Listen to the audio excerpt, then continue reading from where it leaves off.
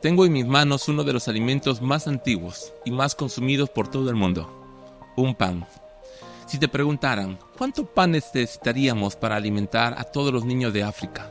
¿Sería esto posible? ¿Sería posible producir tanto pan? ¿O tal vez poder distribuirlo tanto? Saben, hay milagros en la Biblia que nos sorprenden y nos muestran que hay un Dios que tiene la capacidad de resolver nuestras necesidades y problemas. Esta semana vamos a ver signos de su divinidad. Bienvenidos a la lección número 2 de la Escuela Sabática.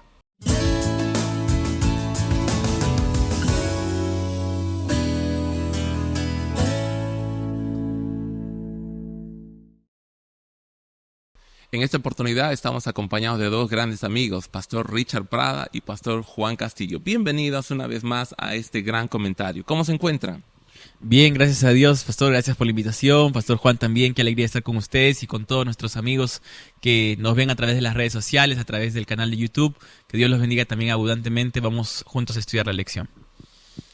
Agradecidos con Dios una vez más por conectarnos a través de este medio y estudiar la palabra de Dios, Pastor Samuel y Pastor Richard, y juntos poder entender el mensaje que Dios tiene para nosotros.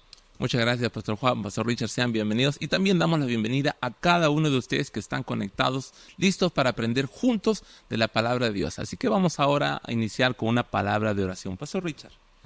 Vamos juntos a orar.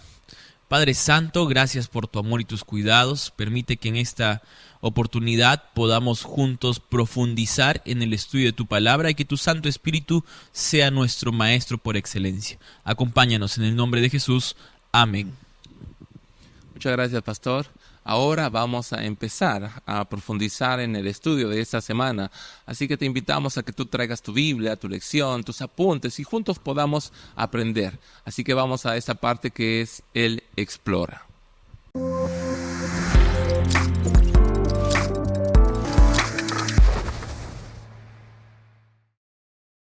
Pastor Richard y Pastor Juan, cuando nosotros vemos y seguimos este apasionante estudio del libro de Juan, un libro especial, no igual de todos los evangelios, tiene algunas características especiales. En el corazón de Juan estaba el deseo de mostrar al mundo entero que Jesús era Dios. Y justo esta lección habla de los signos de su divinidad. ¿Qué ejemplos hemos estudiado esta semana? ¿Qué milagros especiales? ¿Y cómo podemos nosotros ver detrás de ellos signos contundentes de que Jesús es y era realmente Dios? Creo que en los 3 ejemplos que hemos estudiado en esta semana, acerca de la alimentación de los 5,000, número 2, hemos hablado del ciego Bartimeo, y número 3, de la resurrección de Lázaro, podemos ver eventos y escenarios que solamente están limitados a un ser divino. Y qué mejor este escenario para entender que Jesús es Dios, y vemos ahí signos verdaderos de su divinidad, Pastor Richard. Así es, especialmente en el último milagro que nosotros vemos, es precisamente allí cuando podemos ver en su plenitud la divinidad de Jesús, ¿no? Al ser alguien que da vida solo con su voz, ¿no? Me gustó mucho la lección de esta semana y en general la lección porque nos permite ver ciertos paralelismos que el autor utiliza bastante, ¿no? Que nos permiten a su vez entender cómo alusiones que habían en el pasado, es decir, en el Antiguo Testamento, son repetidas ahora a través de Jesús, ¿no? Es decir, como que Jesús se convierte en un canalizador de todas las cosas que sucedieron antes, ¿no? Como para darnos a entender de que verdaderamente antes se hizo así por Dios y ahora es Jesús quien está haciendo lo mismo, ¿no? Eso para mí fue fantástico, ¿no? Respuesta a todos, especialmente un público judío, ¿no? Que Así es. Entonces vamos a profundizar un poco más, hablar un poco más de Juan capítulo 6, la alimentación de los 5,000. ¿Qué relación tiene aquí el pan, el maná, Jesús, Moisés? Pastor Juan Castillo, ¿qué nos puede decir? Hay muchos elementos que hacen comparar a Jesús con Moisés. Y yo me puse a analizar algunos de ellos, ¿no? Por ejemplo, Moisés fue considerado como un gran profeta porque Dios lo utilizó para alimentar al pueblo en el desierto. Vemos también que Jesús, él atiende a la multitud fuera de la ciudad, predicando, y no había alimento para ellos, y vemos el milagro de la multiplicación de los panes y de los peces, ¿no? Creo yo de que allí ya tenemos una comparación entre Jesús y Moisés. Y bueno, vamos a comentar algunas de ellas también, ¿no? Hay varias, ¿no? A mí, personalmente, uno de los paralelismos que existen en la Biblia, que más me gustan a mí, es precisamente entre Moisés y Jesús, o Jesús y Moisés, ¿no? No solamente en este episodio de la alimentación de los 5.000, donde evidentemente hay varias similitudes que la lección deja bien marcadas, el pan que puede ser semejante al maná en el desierto, la gente allí, las 12 canastas semejantes a las 12 tribus, Jesús proveyendo para ellos, así como Moisés también proveyó en el desierto.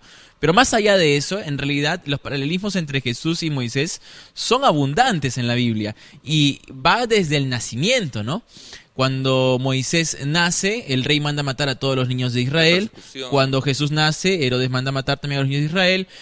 Jesús se salva yendo a Egipto. Moisés es salvado también en Egipto. Moisés pasa 40 años en el desierto. Jesús pasa también 40 días en el desierto preparándose para su función.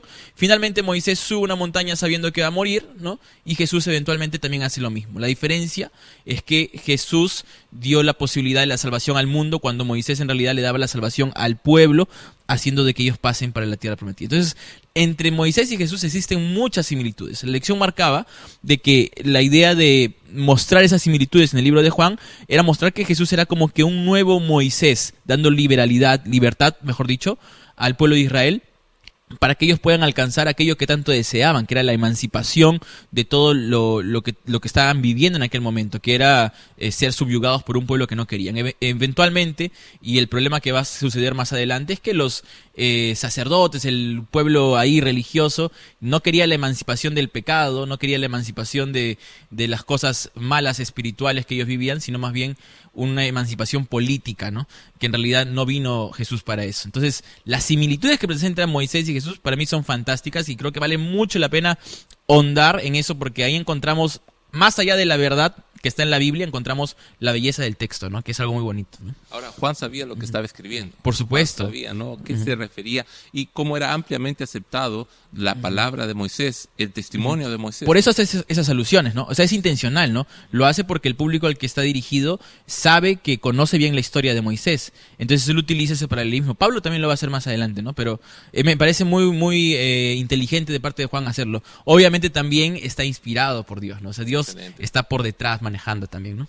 Hay una cita en el día viernes que dice: así como nuestra vida física es sostenida por el alimento, nuestra vida espiritual es sostenida por la palabra de Dios. Debemos estudiar cuidadosamente la Biblia, pidiendo a Dios la ayuda del Espíritu Santo a fin de comprender su palabra. Sin duda, más adelante vamos a encontrarnos con los 7 yo soy, ¿no? Y uno de ellos es el yo soy el pan de vida. Soy el pan de vida, ¿no? Sí, interesante. Pastor, ¿algo más sobre este asunto de la alimentación de los 5.000? Tal vez alguna referencia. Juan capítulo 6, verso 14 dice: verdaderamente es el profeta que había de venir al mundo. Ellos empezaron a hablar y realmente esto, ¿qué atribuciones tenía, no? Al inicio pensaban de que Jesús era un profeta más, ¿no? Es interesante ver las similitudes que hay con Moisés, ¿no? No obstante, Jesús es el pan de vida, que vino al mundo no solamente para dar alimento material, sino también que vino al mundo para dar alimento espiritual. Y así como Moisés sacó al pueblo de la esclavitud de Egipto, Jesús vino para liberarlos, pero de la esclavitud del pecado. Entonces, Jesús es el cumplimiento de los símbolos de las profecías del Antiguo Testamento. Y esto lo podemos ver claramente aplicado en este escenario. Esa frase, yo soy, cómo es de interesante porque estamos hablando de las similitudes entre Jesús y Moisés. Cuando Moisés va a libertar al pueblo, pregunta, y si me preguntan quién me envió, ¿qué diré? El yo soy. Y Jesús se presenta como el que libera, el yo soy. Y cuánta cólera le daba eso a los líderes judíos en aquel entonces, ¿no?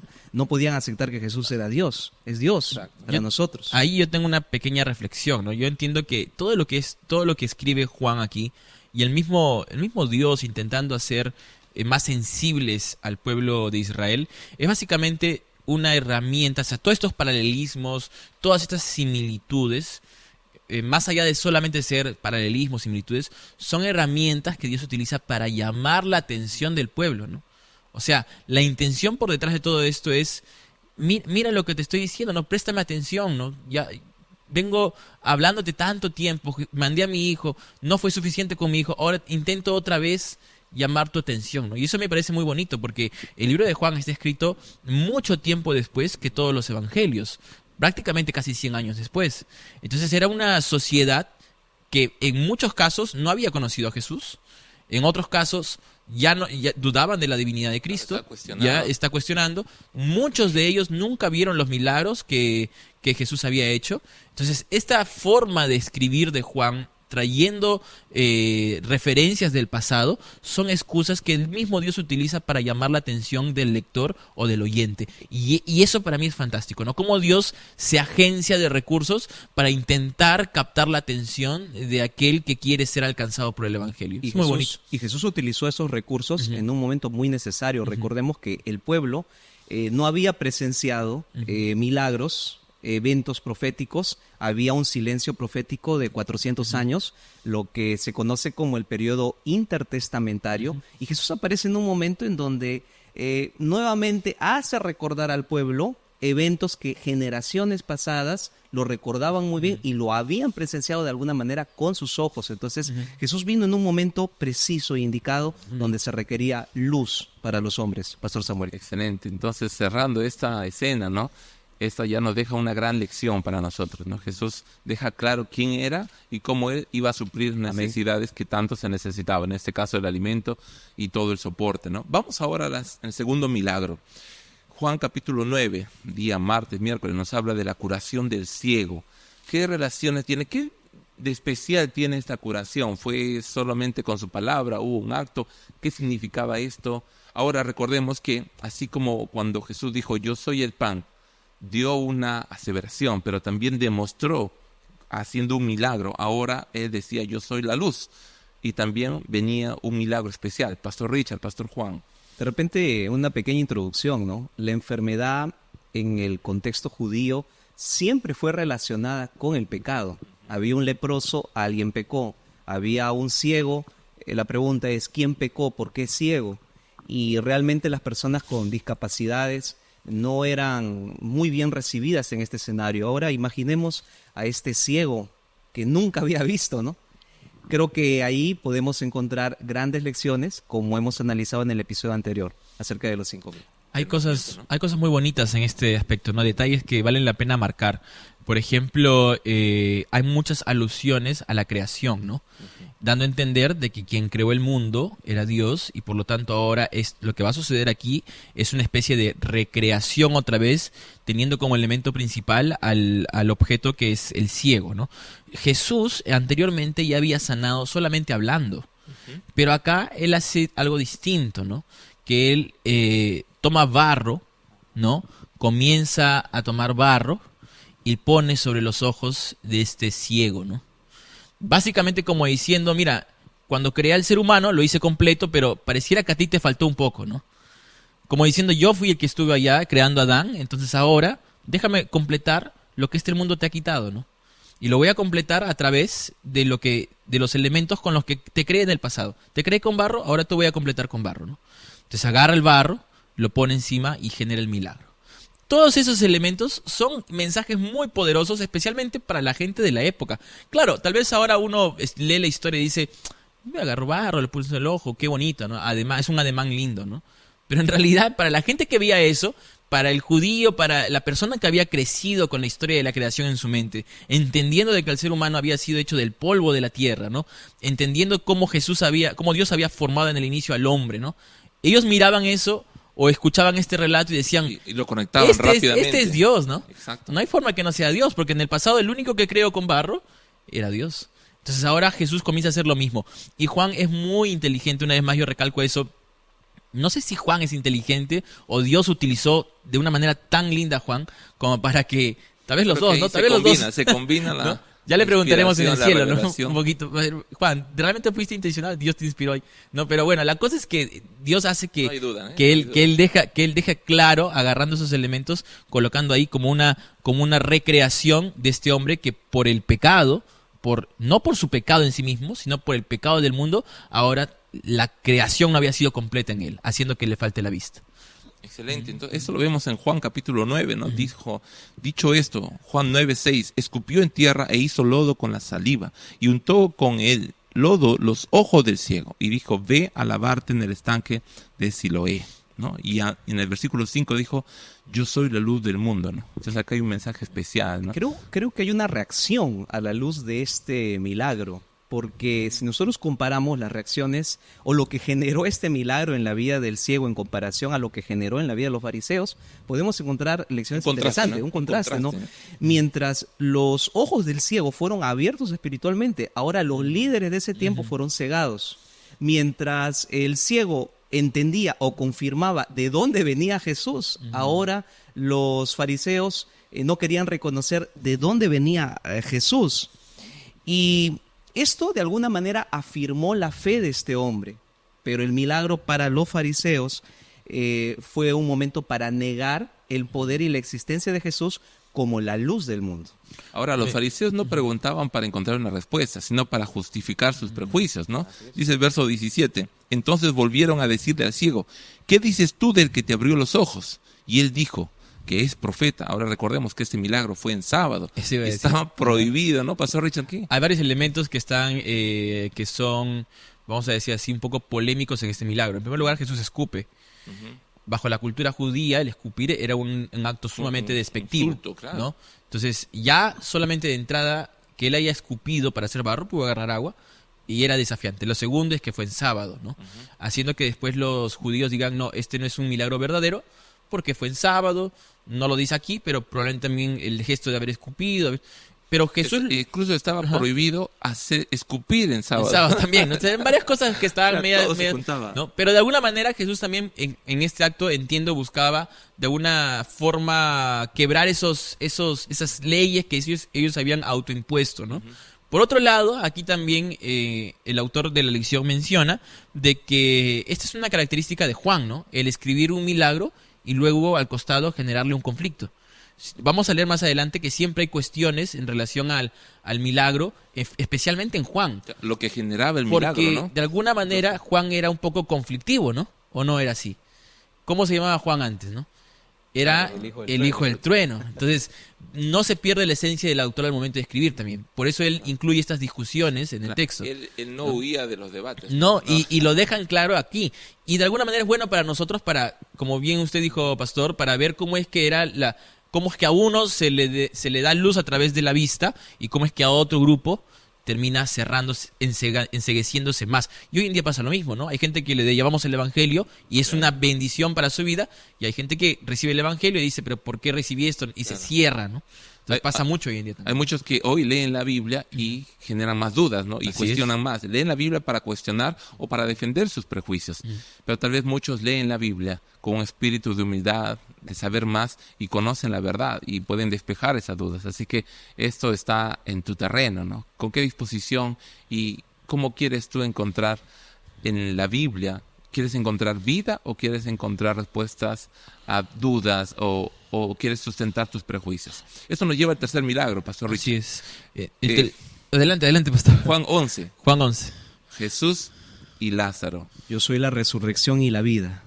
Excelente. Creo que ese fue uno de los milagros más extraordinarios de Jesús, porque habíamos presenciado ya otros milagros de resurrecciones, como por ejemplo la hija de Jairo o el hijo de la viuda de Naín. En ambos casos ellos habían muerto recién. Pero Lázaro es el ejemplo de que el Señor puede regenerar lo que ya está en un periodo de putrefacción. Él tenía ya varios días de haber muerto. Jesús quiso confirmar lo que Él era, para qué vino y lo que Él puede hacer en el futuro. Jesús desafió las leyes naturales y hizo un milagro extraordinario en el escenario de la vida de Lázaro. Ahora, si nosotros vemos el contexto, ¿no? Jesús realmente amaba a Lázaro. ¿Por qué permitió que él muriera? Había un propósito. ¿Por qué 4 días muerto? Y como dice, ¿no? Había un propósito especial detrás de ello. Ahora acompañado con este versículo que dijo el pastor Juan, ¿no? Juan 11:25, le dijo Jesús, yo soy la resurrección y la vida. El que cree en mí, aunque esté muerto, vivirá.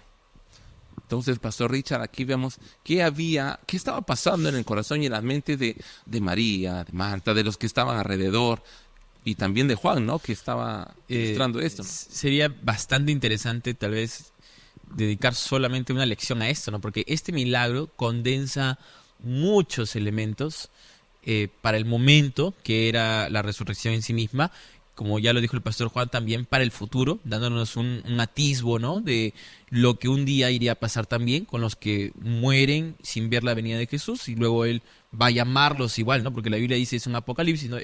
Cuando Jesús venga por segunda vez, Él va a llamar, ¿no? Me gusta mucho esa palabra porque es casi la misma que está acá, cuando Él llama, ¿no? Entonces, ahora, ¿qué es? Yo me imagino, ¿no? Un poco para dar el contexto antes de desarrollar punto por punto, me identifico mucho con el chasco de la gente en el momento. Porque creo que en la vida espiritual nos pasa a todos, ¿no? Cuando tú esperas que Dios intervenga en un momento, en una circunstancia específica, Señor, por favor, ahora interven, y no interviene. Claro, no quiero que muera, ¿no? O sea, y murió. Y claro, y esto le pasó a ellas y a ellos, ¿no? A sus amigos. O sea, ellos sabían de que si Jesús venía antes, Él se salvaba. Y sabían también que Jesús podía llegar antes. Porque la lección nos deja en claro de que el camino no era un camino de 4 días. Era un camino apenas de 2 días. Se podía llegar más rápido. Y aquí viene un poco el desafío para todos nosotros. De cómo entender muchas veces, o tener la fe suficiente, la fuerza suficiente para entender que Dios tiene por detrás de las cosas que nos pasan planes maravillosos, ¿no? Aunque la situación sea una situación de muerte, inclusive después de eso, alguna cosa buena hay, ¿no? Entonces, aquí encontramos eso. María, Marta, desesperadas, cuando se encuentran con Jesús, ¿por qué no viniste antes, no? ¿Por qué, no? Y Jesús responde de una manera que cuesta hasta ahora entenderla, ¿no? Tranquilos, Él no está muerto, dice, ¿no? Él está dormido. Lo cual también ya era ofensivo para la época, ¿no? Tú no puedes llegar a un lugar sabiendo que alguien ha fallecido y decir, mira, no está muerto, ¿no? Por más de que tengamos la esperanza de que va a resucitar, no podríamos ninguno de nosotros llegar y decir así, ¿no? Ahora es curioso que Jesús lloró. También, ¿no? O sea, Jesús lloró, yo no diría, lloró por Lázaro. Y después dice, tranquilos. Entonces, acá había algo especial, ¿no? Tal vez nosotros, como dijo Pastor Richard, ¿no? Nosotros entendemos desde la óptica humana, ¿no? Así es. Desde la percepción humana, más perceptible al momento, que sentimos. Pero Jesús estaba viendo algo más allá. Detrás de esa escena de llanto miraba el corazón de los hombres, miraba la incredulidad, miraba cómo ellos miraban el fin y tal vez el problema más grande que tiene hoy la humanidad es la muerte. Y hoy decimos, incluso hay un dicho, ¿no? Todo tiene solución menos la muerte. Pero aquí, exacto, ¿no? Pero aquí Jesús irrumpe diciendo, yo soy la vida, la resurrección. Es decir, el problema más grande que tiene la humanidad, aparentemente, es la muerte, pero Jesús viene mostrando que Él tiene poder, ¿no? Cuando llora me conmueve mucho también, ¿no? Cuando llora Jesús, o sea, muestra su lado humano, pero un ser humano que tenía nuestras debilidades, siente lástima, pena, y al ratito resucita a alguien, ¿no? O sea, es 100% humano en ese aspecto al llorar, y 100% Dios cuando llama a Lázaro y lo revive, ¿no?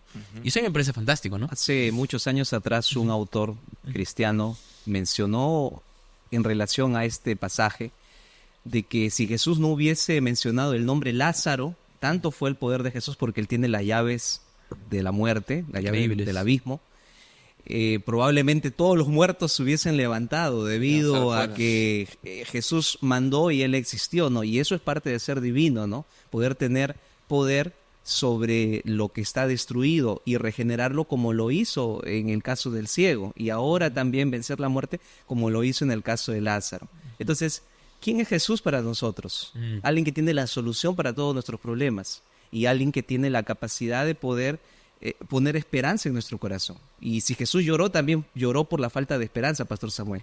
La falta de esperanza y la incredulidad que había en ese escenario y en ese contexto. Hoy, si Jesús miraría a la humanidad, tal vez lloraría. Tal vez si nosotros vemos el contexto, cuántas lágrimas, cuántas muertes se dan día a día, ¿no? Por eso es necesario que esta lección no quede solamente en teoría, ¿no? Es necesario llevarla a la práctica. Y por eso te invito a que ahora juntos podamos ver esta sección que se titula Él aplica.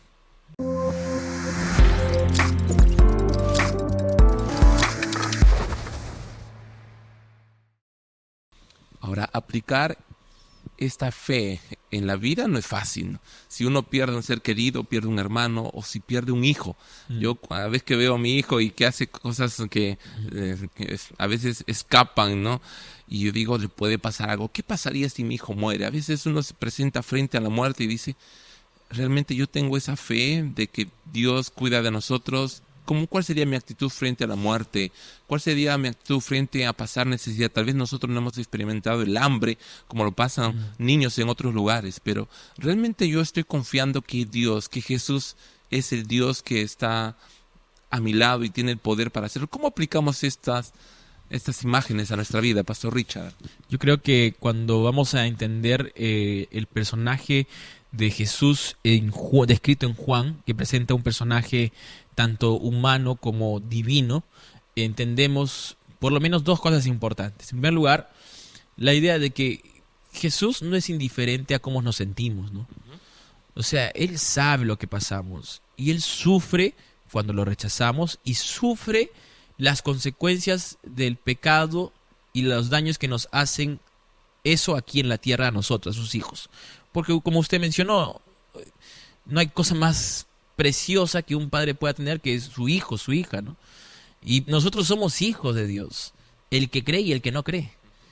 Y yo me imagino al Señor Jesús sufriendo todos los días, viendo cómo nosotros mismos muchas veces nos hacemos daño. Entonces, ese es por un lado, un Dios completamente humano. Y por otro lado, un Dios que realmente es Dios, ¿no? O sea, la muerte no es un problema para Él. Los alimentos tampoco, ¿no? Pero Él desea que nosotros tengamos esa fe suficiente. Y me parece fantástico lo que la misma palabra de Dios nos dice. Aquel que tenga falta de fe, pida, y yo le voy a dar, dice el Señor. Por lo tanto, inclusive la fe, que en muchas ocasiones nos falta porque somos seres humanos, está a disposición de nosotros y solo hay que pedirlo. Eso para mí es fantástico. Muchas gracias, Pastor Richard. Pastor Juan, ¿cómo aplicamos esto? Un día los discípulos se acercaron a Jesús y dijeron, Señor, creo, pero ayúdame a creer.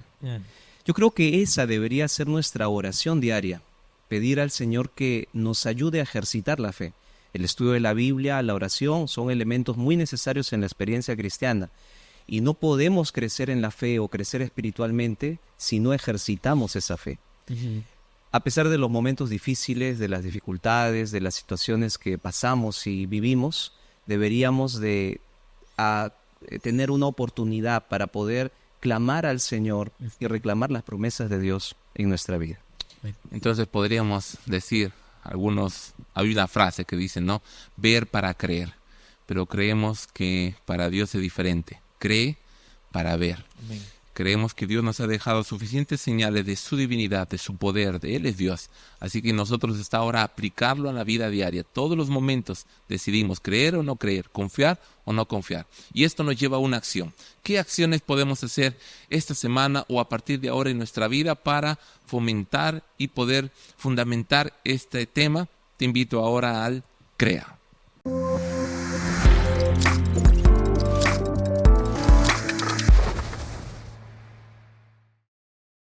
Vamos a la práctica. Pastor Juan, ¿cómo podemos ponerlo en práctica ahora? Hay mucha gente que tiene necesidad en la sociedad.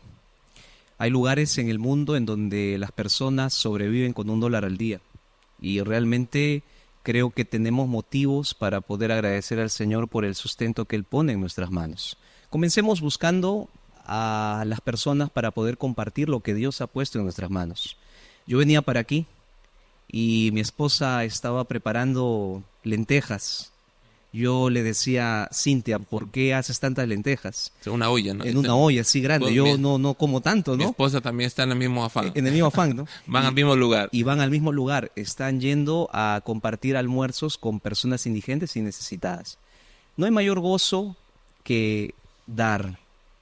Y cuando usted esté triste o esté cansado o sienta tristeza, vaya y busque una persona con quien compartir. Y usted va a llegar a la conclusión de que es más afortunado que esa persona que tiene mayor necesidad que usted. Muchas gracias, Pastor Juan. Pastor Rich. Me marcó mucho los momentos en que Jesús llora por la indiferencia o por la falta de fe en el momento de la resurrección.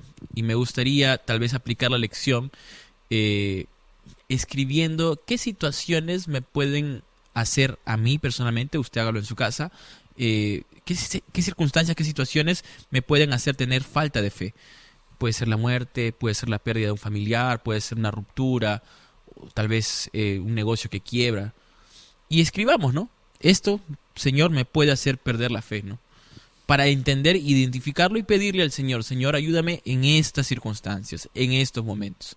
Yo creo que si identificamos y somos sinceros con nosotros mismos, porque todos tenemos debilidades, dificultades, identificamos cuáles son esos escenarios, con mucha más intención podremos pedirle al Señor fe en esas circunstancias que ya identificamos que podrían ser perjudiciales para nosotros. Amén. Muchas gracias, Pastor Richard y Pastor Juan.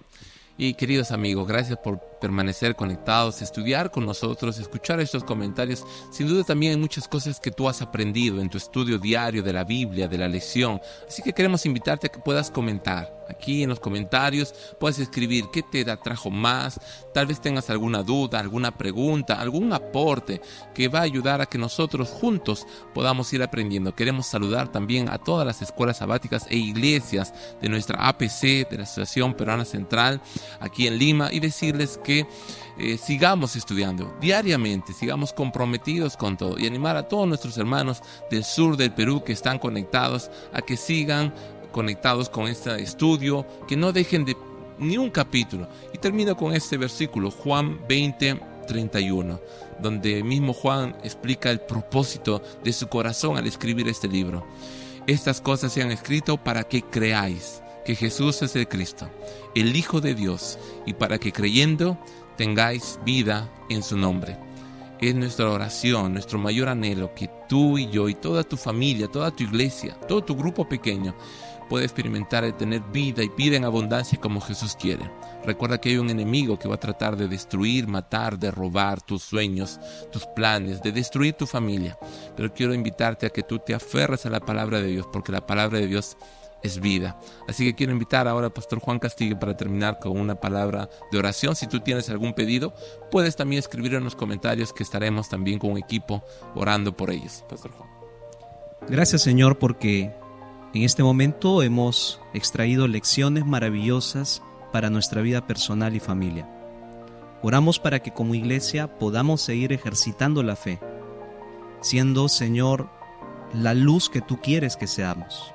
Pronto tú vendrás a este mundo y vendrás, Señor, a cumplir todas tus promesas, todas las promesas maravillosas de bienestar y restauración.